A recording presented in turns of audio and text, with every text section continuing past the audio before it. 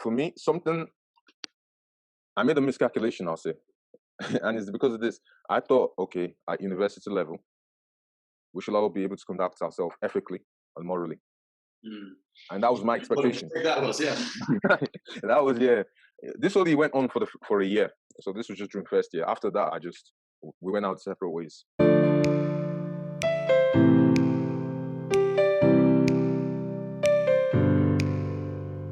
The recent experience I have with it was in university. Yeah. So for me, that was my more recent experience, and that was the most charged up one. Before, I've been 18 years beforehand, it wasn't that charged up. I've never. So for me, that was the one that really has become noticeable in my mind. I'll say the reason was it was just because I just happened to be there, and I just happened to be there. I just happened to be a bit more. I guess they would say cocky, but like I said, confident. Like I said, that meritocratic mindset is in me. Mm. So me, I feel like once I'm confident, I can use that confidence to drive myself forward. So I think maybe sometimes they say, oh, maybe it's a bit cocky, and that's what they just jumped on. Yeah. And once they saw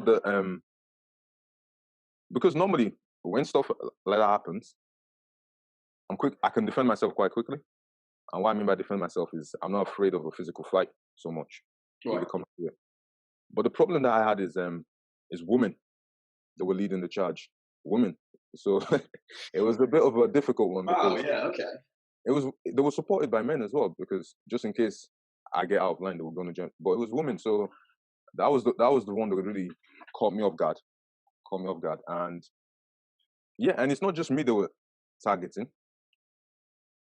Also, there was also other flatmates, like even other flatmates. There was one Pakistani boy I was living with. He was a bit more. He was protected. He protected himself a bit better, so he didn't really get that much attack. But he was also being targeted. He was an international student, Pakistani, and he was next door neighbor. He was also being targeted. Also, I think what I sensed was there was just a lot of hatred within some of them, and they just wanted to direct it out. And when they wanted to direct it out, they were just looking for those who didn't resist them. And for me, I made a miscalculation, I'll say, and it's because of this. I thought, okay, at university level, we should all be able to conduct ourselves ethically and morally. Mm. And that was my expectation. What a mistake that was, yeah. That was yeah. This only went on for a year, so this was just during first year. After that, we went out separate ways. So, so that was my mistake. That was my mistake. Yeah, I thought everyone would be able to conduct themselves ethically and morally. But no, some people just some people just, like you said, they love power when they have it too much. Mm. And so yeah. I mean, in a bizarre way, that does sort of stem to that idea of this of a meritocracy as a system of a hierarchical system which is based upon winners and losers, and that you've got this idea, this belief in ascending through competence and ability, that you work, you should do it. And it's the same. That's an example of that in a social scenario. That if you can almost think of a social circle as a meritocracy.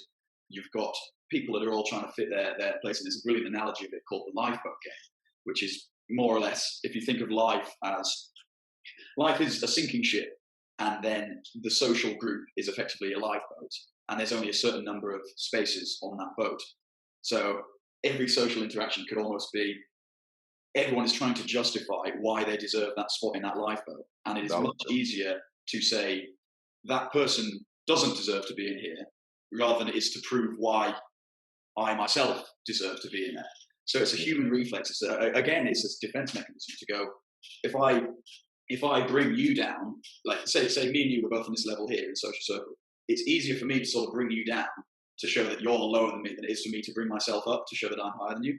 Because everybody knows it's much easier to break than it is to build, and that's a danger that we see with the Black Lives Matter movement going towards that destroy everything rather than build new.